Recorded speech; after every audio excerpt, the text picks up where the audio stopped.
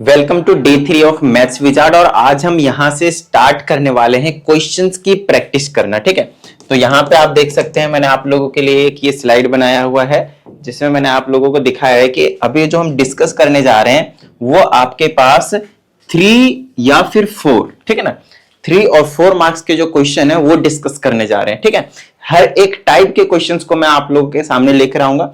इसे हम बोल रहे हैं टाइप 1 क्वेश्चन। ये कैसा क्वेश्चन है टाइप 1 क्वेश्चन, आइए मैं आपको समझाता हूं। जैसे कि इस टाइप का एक टेबुलर फॉर्म में क्वेश्चंस होता है, जैसे एक ये क्वेश्चन हो गया, एक ये क्वेश्चन हो गया, एक ये क्वेश्चन हो गया डिफरेंट डेटा के साथ में, फिर एक ये क्वेश्चन हो गया, एक ये। तो इस टाइप के जितने भी क्वेश्चन होते हैं उसको मैंने टाइप 1 में रखा हुआ है। और इसको जरूरी नहीं कि टेबुलर फॉर्म में ही दे, लेकिन मैक्सिमम चांस है, 95% चांस है कि टेबुलर फॉर्म में ही इस टाइप का जो क्वेश्चन है वो आपको देखने को मिलता है। बट अगर टेबुलर फॉर्म में नहीं दिया रहेगा तो कैसा दिया रहेगा वो भी हम आपको समझाएंगे, टेंशन मत लीजिए। ठीक है, बट आपको समझ में आ जाएगा, इसकी गारंटी है। आइए, जैसे कि इस वाले क्वेश्चन की हम बात करते हैं तो इसमें हमसे कहा जाता है the following bill show GST rates and the marked price of article A and B. तो आपको देख रहा है आर्टिकल यहाँ पे दो तरह के हैं, ए एंड बी। इसके जगह पे कुछ नाम भी दे देता है, लेट से वॉच दिया हुआ है, यहाँ पे पेन दिया हुआ है, उससे कुछ फर्क नहीं पड़ता, आर्टिकल कुछ भी नाम दिया जा सकता है। बोलता है कि इसका जो मार्क्ड प्राइस है वो 1000 रुपीज है और इस वाले का बी का जो मार्क्ड प्राइस है वो 2000 रुपीज है। फिर कहा जाता है कि रेट ऑफ जीएसटी है वो पहले का 5% है और दूसरे का आपके पास 12% है। ठीक है, फिर कहता है total amount to be paid for the above bill is. तो इस पूरे के लिए कितना टोटल अमाउंट देना पड़ेगा। नो डाउट टोटल अमाउंट बोला तो उसमें हमेशा विथ जीएसटी बोला जाता है कि आपको जीएसटी भी साथ में इंक्लूड करके बिल आपका कितने का बना है, बेसिकली उस चीज की बात करते हैं। तो इस टाइप के क्वेश्चंस को डील करने के लिए आप क्या कर सकते हैं, टेबल बना सकते हैं। जैसे कि यहाँ पे आपने बोला कि आर्टिकल है तो आप आर्टिकल का एक टेबल बनाएंगे, यहाँ पे ए बोल देंगे, बी बोल देंगे, वही एग्जैक्टली सेम चीज। फिर आप बोल सकते हैं मार्क्ड प्राइस एमपी लिख देता हूं मैं यहाँ पे।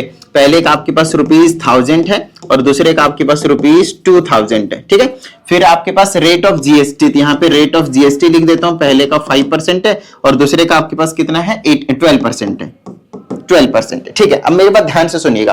अब क्योंकि मुझे टोटल अमाउंट ऑफ बिल चाहिए तो मुझे यहाँ पे दो चीजों की जरूरत पड़ेगी। बताइए कौन कौन सी चीज की। एक तो मार्क्ड प्राइस कितना है। कई बार क्या होता है क्वेश्चन में ना, मार्क्ड प्राइस देने के बाद कुछ डिस्काउंट भी दिया जाता है, इधर परसेंट में लिखा रहेगा नहीं तो नंबर में लिखा हुआ रहेगा। जैसे कि आप इस क्वेश्चन को देख सकते हैं, हर आइटम का ये कॉस्ट प्राइस दे दिया, उसकी क्वांटिटी दे दी, कुछ ना कुछ देखिए डिस्काउंट भी दिया हुआ है। तो अगर डिस्काउंट दिया हुआ है तो इस वाले क्वेश्चन में डिस्काउंट नहीं दिया हुआ है, इसीलिए मैंने सिर्फ एक ही टेबुलर क्वेश्चन नहीं उठाया, मैंने 5 अलग अलग क्वेश्चन उठाए हुए हैं। उनमें से 2 क्वेश्चन अगर मैंने 2 करवा दिए ना तो बाकी आप आसानी से कर लेंगे। ठीक है, तो आर्टिकल ए बी हो गया, मार्क्ड प्राइस हो गया, उसके जीएसटी हो गया। अगर डिस्काउंट रहता तो यहाँ पे एक डिस्काउंट का भी कॉलम हम बनाते, बट ठीक है फिलहाल नहीं है तो कोई प्रॉब्लम वाली बात नहीं है। अब हम क्या निकालेंगे, यहाँ पे ना जीएसटी निकाल देते हैं। जीएसटी 5% है तो यहाँ पे लिख देता हूं मैं जीएसटी अमाउंट। क्या लिखता हूं मैं, जीएसटी अमाउंट। ठीक है यहां तक, और यहां पे लिख दूंगा मैं टोटल बिल, टोटल बिल।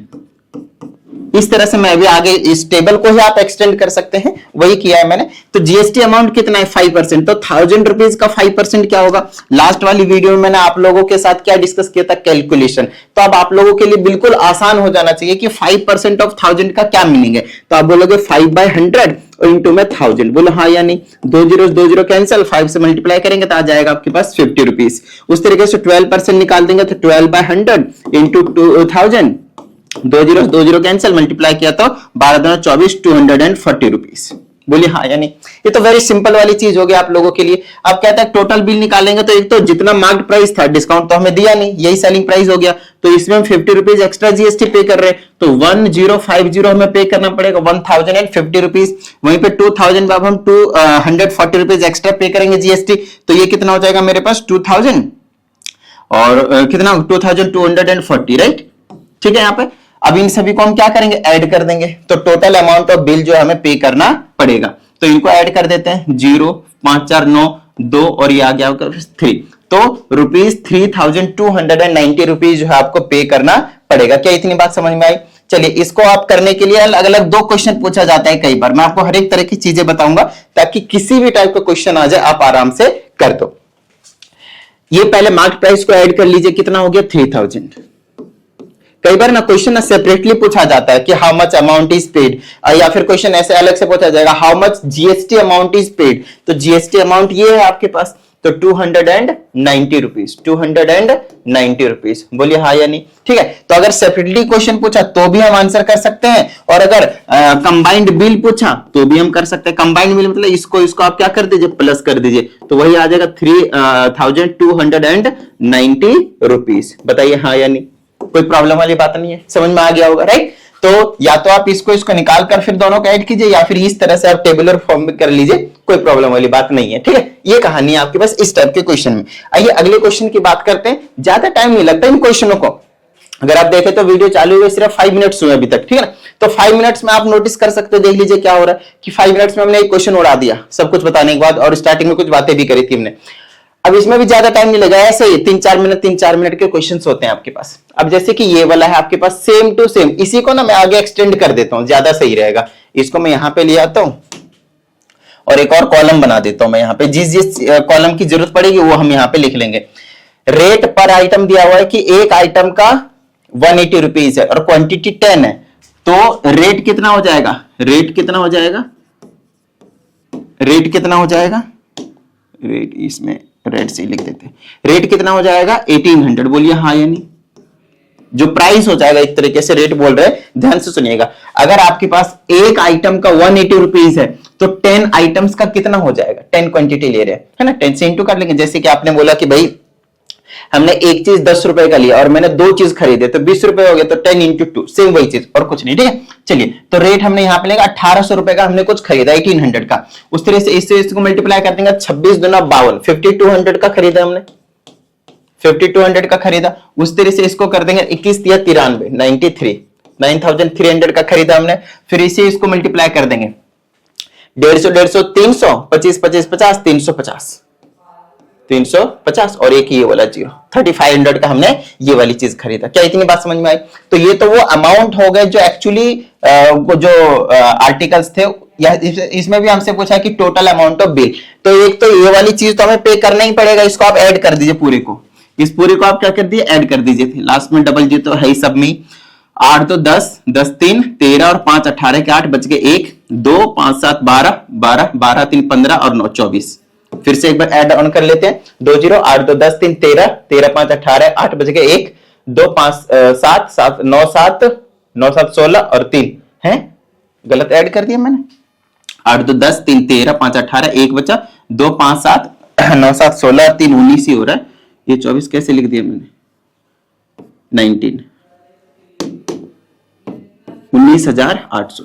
ठीक है, ये कहानी आगे, इतना अमाउंट तो हमें पे करना ही करना है। उसके बाद हम देखते हैं कि आगे और क्या कहा जा रहा है। अच्छा डिस्काउंट भी है, तब हम डिस्काउंट की भी बात करेंगे। अब यहाँ पे इसको भी ना मत कीजिए, अभी मैं आपको समझाता हूं। एक और कॉलम बनाइए जिसमें आप लिखेंगे डिस्काउंटेड प्राइस, क्योंकि जो जीएसटी लगता है ना वो हमेशा लगता है डिस्काउंटेड प्राइस पे। जो पहला क्वेश्चन था बड़ा सिंपल सा था, लेकिन क्वेश्चन अगर आया ना 4 मार्कर में, वो क्वेश्चन आप बोल सकते हैं कि 3 मार्क्स में दे सकते हैं। वैसे वो 3 मार्क्स के टाइप के भी क्वेश्चन नहीं, वो एमसीक्यू में दे सकते हो, लेकिन ये क्वेश्चन आपके पास 4 मार्क्स में दिया जा सकता है, क्योंकि इसमें आपको सभी चीजें मेंशन करवा ली और A to Z चीज आपसे यहाँ पे काम करवा रहा है। डिस्काउंटेड प्राइस, अब हम क्या निकाल रहे हैं यहाँ पे, डिस्काउंटेड प्राइस। ठीक है ना, डिस्काउंटेड प्राइस लिख देता हूं।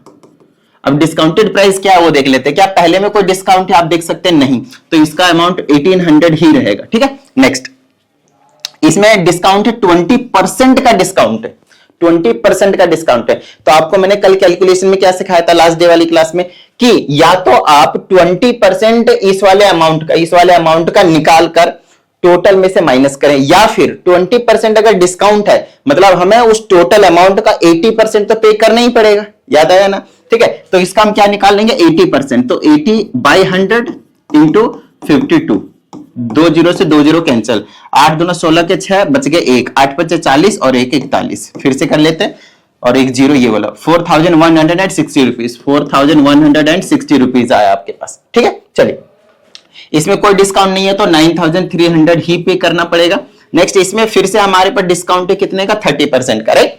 तो हमारे पास 3500 तो हमें पे करना ही था, लेकिन उसमें 30% का डिस्काउंट मिल गया। इसका मतलब अब हमें सिर्फ 70% ही पे करना है। तो हम यहाँ पे लिखेंगे 70/100, 70% निकाल रहे हैं किसका, 3500 का। 2 0 से 2 0 कैंसिल, 5 7 35 के 5 बच गए 3, 7 21 3 24, 2450, 2450। क्लियर है यहाँ तक? तो ये जो चीज मैंने आप लोगों को कल के वाले क्लास में जो कैलकुलेशन सिखाया था वो बहुत ज्यादा जो आप लोगों के लिए है वो यूजफुल यहाँ पे होने वाला है। ठीक है, यहां तक डन। ओके, डिस्काउंटेड प्राइस हो गया।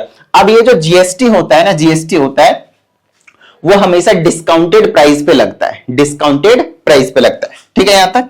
तो सबसे पहले मैं अलग से एक और कॉलम बना लेता हूं और उसमें मैं जीएसटी अमाउंट निकाल लेता हूं, जीएसटी अमाउंट निकाल लेता हूं, मैं जीएसटी अमाउंट निकाल लेता हूं। अब आप इसको वैसे ऐड ऑन कर सकते हो, प्लस कर सकते हो, क्योंकि ये तो कंफर्म है कि आपको देना ही देना पड़ेगा। ये वाला मैंने ऐड किया था क्योंकि मुझे डिस्काउंट के बारे में नहीं पता था, नहीं देखा था मैंने अच्छे से। तो डिस्काउंटेड प्राइस तो आपको देना ही पड़ेगा जो मिला है, लेकिन उसके बाद जीएसटी अमाउंट भी निकालेंगे और दोनों का ऐड करके टोटल बिल निकलेगा। इसमें देखते हैं, कहते हैं dealer in Mumbai supplied some added following prices to the dealer in Delhi. क्या बात है। अब यहां पे एक बहुत अच्छा ट्विस्ट आया है इस वाले क्वेश्चन में, आप ध्यान से सुनिएगा। ठीक है, यहां पे हमसे क्या बोल रखा है, एसजीएसटी है, अरे है ना, एसजीएसटी कितना आपके पास 18% है, और यहाँ पे सॉरी 9% है, 9% है, 9% है, 9%, सभी के सभी जो एसजीएसटी है वो 9% है हर एक आइटम के ऊपर। लेकिन यहाँ पे आपको थोड़ा सा ध्यान देना क्वेश्चन में कि मुंबई से दिल्ली भेजा जा रहा है, मतलब ये कौन सा ट्रांजैक्शन हुआ, ये हुआ inter state transaction. Inter state transaction का क्या मतलब था, एक स्टेट से दूसरे स्टेट में ट्रांसफर किया जा रहा है आपके पास गुड्स या सर्विसेज को, राइट। तो उस केस में ना ही एसजीएसटी लगता है और ना ही आपके पास सीजीएसटी लगता है। मेरी बात ध्यान सुनिएगा, क्या लगता है, आईजीएसटी लगता है। तो इस केस में हम क्या करेंगे, सर हमें तो दिया हुआ एसजीएसटी, तो एसजीएसटी हम इसमें एप्लीकेबल नहीं कराएंगे, इस बात का ध्यान रहे। ठीक है ना, एसजीएसटी सॉरी हाँ, ये जो एसजीएसटी है वो हम यहाँ पे एप्लीकेबल नहीं करेंगे। इतनी बात समझ में आ गई, आइए आगे बताते हैं।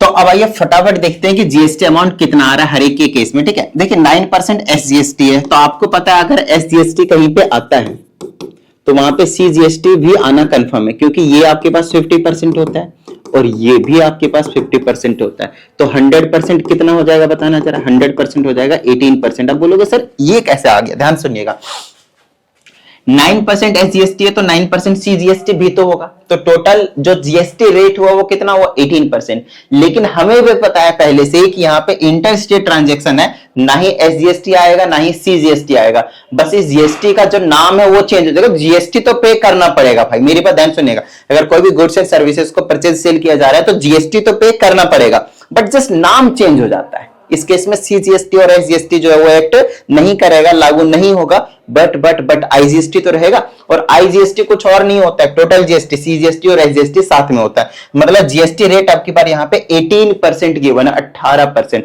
क्या इतनी बात समझ में आई, डन है। तो इस पे भी 18% जीएसटी लगेगा, इस पे भी, इस पे भी, इस पे भी। क्या इतनी बात समझ में आई। पहले मैं इन सभी को ऐड कर देता हूं, तो ये आ जाएगा 0, ये आ जाएगा 6 5 11 के 1 बच गए 1, 9 1 10 3 13 और 4 17 के 7 बच गए 1 2 6 6 9 15 और 17 17 17710। ये वाला जो अमाउंट है वो आपको तो 100% पे करना है। अब हमारे पास इसको बोलते हैं टैक्सेबल अमाउंट। टैक्सेबल अमाउंट का क्या मतलब होता है, टैक्सेबल अमाउंट का मतलब होता है एक ऐसा अमाउंट जिस पे आप टैक्स लगाएंगे। मैंने इसको भी ऐड किया था, क्या उस पे टैक्स लगता है, नहीं। टैक्सेबल अमाउंट ये है, डिस्काउंटेड प्राइस हमेशा। ठीक है, चलिए अब हम लिखेंगे जीएसटी अमाउंट, तो इसका भी 18%, इसका भी 18%, इसका भी 18%, इसका भी 18%, सबका निकालेंगे तो it will take much time. तो हमें पता है टोटल का ही 18% क्यों ना निकाल दूं मैं, बोलिए हाँ या नहीं। टोटल का ही क्या कर दूं मैं, 18% निकाल दूं, क्योंकि मुझे टोटल बिल पूछा हुआ है, सिर्फ जीएसटी पूछा ही नहीं। अगर जीएसटी पूछा रहता तो भी निकाल देता, कोई दिक्कत वाली बात नहीं है, ऐसा निकाल लूंगा मैं। 18% ऑफ 17710, तो ये आ जाएगा 18/100 इंटू 17710, 0 से 0 कैंसिल, तो अब 18 मल्टीप्लाई 1771 डिवाइडेड बाई 10 लिख लूंगा। क्या इतनी बात समझ में आई। अब इनको मैं कर लेता हूं मल्टीप्लाई, थोड़ा सा टाइम बचा लेता हूं। आप लोग प्लीज जरूर कीजिएगा, कैलकुलेटर का यूज आप लोग मत कीजिएगा, ठीक है। आप लोगों को कैलकुलेशन फास्ट करना है, मैं आंसर बस बता देता हूं। 18 इंटू 1771, ठीक है, ये आ गया मेरे पास 31878 और 10 से डिवाइड करेंगे तो डेसिमल आ जाएगा यहाँ पे, ठीक है। तो इतना जो अमाउंट है वो आपके पास जीएसटी टैक्स है, जीएसटी अमाउंट है, कितना है 3187.8 रुपीज। इसका भी कुछ आता है, इसका भी सबका, क्योंकि जीएसटी रेट सेम था, अलग होता तो सबको डिफरेंटली कैलकुलेट करता मैं, एक सेपरेटली कैलकुलेट करता एक एक करके, बट सबका जीएसटी रेट सेम था तो एक ही बार निकाल दिया मैंने, कोई प्रॉब्लम वाली बात नहीं। अब इस वाले अमाउंट और इस वाले अमाउंट को क्या किया जाएगा, प्लस किया जाएगा, तब जाकर टोटल अमाउंट ऑफ बिल आएगा। तो क्या आप इसे और इसे प्लस नहीं कर सकते, बताइए जरा।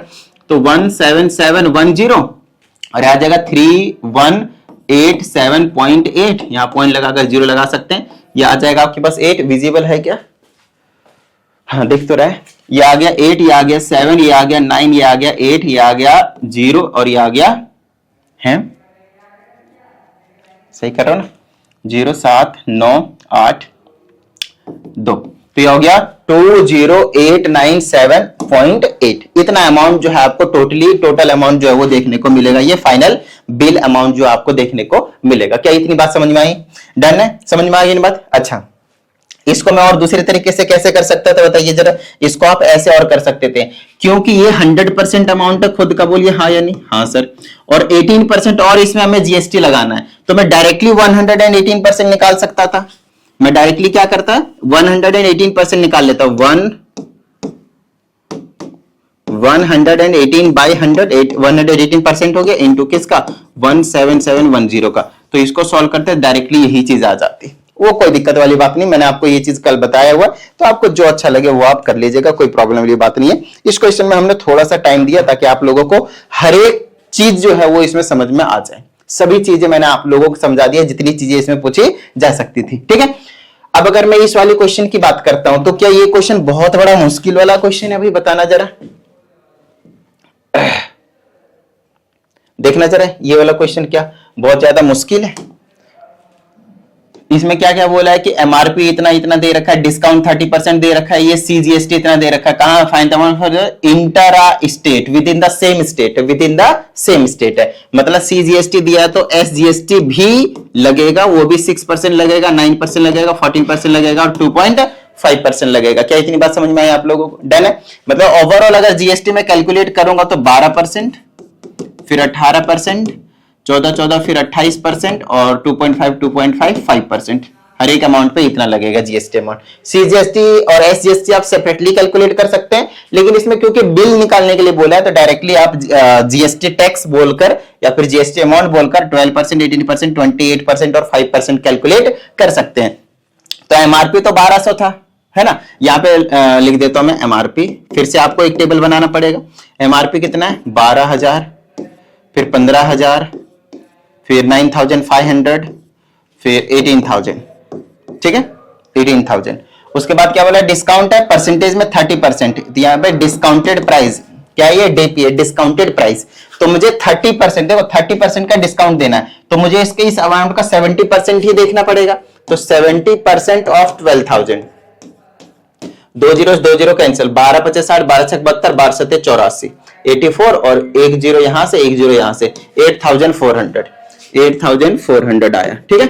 नेक्स्ट, डिस्काउंट आपकी बात 20% का है, देखो 10% निकालता तो 1500 आएगा और 20% निकालेंगे तो कितना आ जाएगा आपके पास, 3000 निकाल लीजिएगा।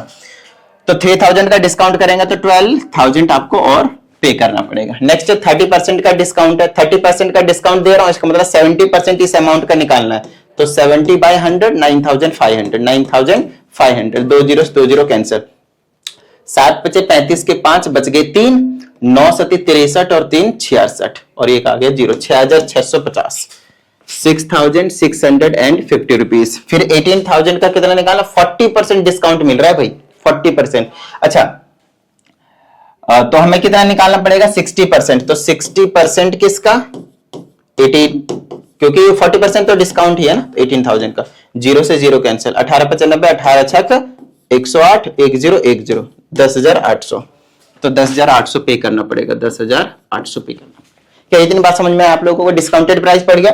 और अब हम क्या करेंगे, हर एक में जीएसटी, अब की बार मैं डायरेक्टली टोटल अमाउंट को ऐड करके मैं जीएसटी ऐड नहीं कर सकता, बताता हूं, समझाता हूं क्या कहना चाह रहा हूं मैं। इसको इधर लाते हैं, देखिए इसको तो ऐड करूंगा, इसमें कोई डाउट वाली बात नहीं है, ठीक है। ये 10,000, 6,000, 16,000, 16, 12, 28,000, 28 और 8 कितना हो गया, 36,000, 36,000 आ गया ना। देखो फिर 400 यहां है और 650, 1,050, 1,050 और 800 कितना हो गया, 1850, तो 1850 इसमें जोड़ दूंगा तो 1000 जोड़ूंगा 37,000 हो गया, 37,850 हो जाएगा टोटल अमाउंट 37,850। आप लोग पूरा ऐड कर लीजिए, नो प्रॉब्लम, यही चीज आएगी, ठीक है। 37,850 आ गया। अब ये अमाउंट तो हमें पे करना ही करना है, साथ में हमें जीएसटी पे करना है, तो यहां पे मैं लिख देता हूं जीएसटी अमाउंट, जीएसटी अमाउंट, हर एक का जीएसटी अमाउंट लिखूंगा, तो हर एक का सेपरेटली अलग है, 12% कैलकुलेट करना पड़ेगा, तो 8400 का, सॉरी हाँ 8400 का 12% निकालना है ना हमें, अरे चल जाओ भाई, 12% ऑफ 8400, ठीक है, 20 से 20 कैंसिल। अब इनको मल्टीप्लाई कर लेते हैं, 84 को हमें मल्टीप्लाई करना है 12 से, 4 दूनी 8, 8 दूना 16, 84 8 0 1008, 1008 है ना, 1008। चलो नेक्स्ट निकालते हैं। नेक्स्ट 18% टैक्स देना 12,000 पे, तो 18% ऑफ 12,000, 20 से 20 कैंसिल, ठीक है। मल्टीप्लाई कर लेते हैं, 18 12 18 दें 180 और 18 दूनी 36, तो 216 आ गया, और ये आ गया 2160, 2160। नेक्स्ट है आपके पास 28% जीएसटी लग रहा है इस पे, 28%, तो 28% निकाल लेते हैं, इसको हटाते हैं थोड़ा सा, 28%, तो ये आ जाएगा मेरे पास 28% कैलकुलेशन, इसीलिए मैंने कल आपको ऑलरेडी करवा दिया था ताकि आज किसी भी तरह की कोई भी प्रॉब्लम ना आए। किसका है 28%? 6650 का, 6650 है ना। टैक्स जो आप देते हो डिस्काउंटेड प्राइस पे, हमेशा ध्यान रखना बच्चे, इस पे कैलकुलेट कर देते प्रॉब्लम हो जाती है। फिर 10 से 10 कैंसिल कर देते हैं, 5 से काटेंगे 2 बार में, 5 से काटेंगे 1 बार में, 3 बार में, 3 बार में, और कटेगा इसी को काटेंगे 14 बार में, तो 133 को 14 से मल्टीप्लाई कर लेंगे, 4 तिया 12, 2 बच गए 1, 4 तिया 12, 13 बच गए 1, ये आ गया 5 इंटू में 133 आ जाएगा यहाँ पे, तो आ जाएगा 2681, 1862, 1862। नेक्स्ट आपके पास ओनली 5% का है आपके पास टैक्स, तो आपके पास 5% का टैक्स निकाल लेते हैं, कितना आ जाएगा, तो आ जाएगा 5/100 इंटू किसका है अमाउंट 10,800, 20 से 20 को कैंसिल कर दीजिए, है ना, 540 आ जाएगा, 540।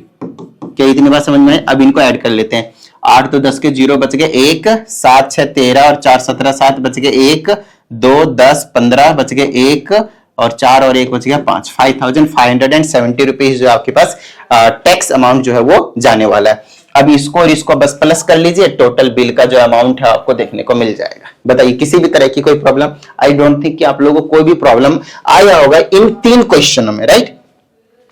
आइए, अब ये तो बहुत ज्यादा सुपर इजी क्वेश्चन हो गया आप लोगों के, बोलिए हाँ या नहीं। तो ये क्वेश्चन आपको दे दो मैं होमवर्क में, कोई प्रॉब्लम नहीं, ये होमवर्क नंबर 1 हो गया, ठीक है, पहला क्वेश्चन, और ये वाला आपके पास होमवर्क नंबर 2 हो गया। Very simple question, homework number 2 हो गया। ये 2 क्वेश्चन का आंसर आपको कमेंट बॉक्स में डाल देना है, मैं चेक कर लूंगा आप लोगों को सही है या नहीं, देखते हैं कि कैलकुलेशन आप लोग कर पाते हैं या नहीं, और ये पिछले 3 क्वेश्चनों में आप लोगों ने कितना समझा। क्वेश्चन को ध्यान से पढ़ के करना है, डायरेक्टली सॉल्व करना नहीं शुरू कर देना। ये जो नोट वोट लिखा हुआ रहता है उसको प्रॉपर ध्यान रखना, ठीक है ना। बाकी इस टाइप के क्वेश्चंस की हम और प्रैक्टिस करेंगे, अभी तो बस आपको आइडिया दे रहा हूं कि इस टाइप के आएंगे क्वेश्चन, और बाद में अगर कुछ ट्विस्ट भी मिला जुलाकर केस स्टडी टाइप का क्वेश्चन, एमसीक्यू, डिफरेंट टाइप के क्वेश्चंस मैंने ऑलरेडी फ्रेम कर दिए हैं, तो आप लोगों के लिए वो मैं लेकर आ जाऊंगा। और आप लोगों का हमेशा जो काम रहता है, लाइक करके कमेंट जरूर कीजिएगा, अपने सोशल मीडिया हैंडल पे शेयर कर दीजिएगा, ताकि वीडियो को थोड़ा सा यूट्यूब जो है अपने एल्गोरिथम के अकॉर्डिंग बूस्ट कर दे। उम्मीद करते हैं आप सभी को सभी चीजें क्लियर हो गई होंगी। मिलते हैं अगले सेशन में, प्रैक्टिस करते रहिएगा। जय हिंद।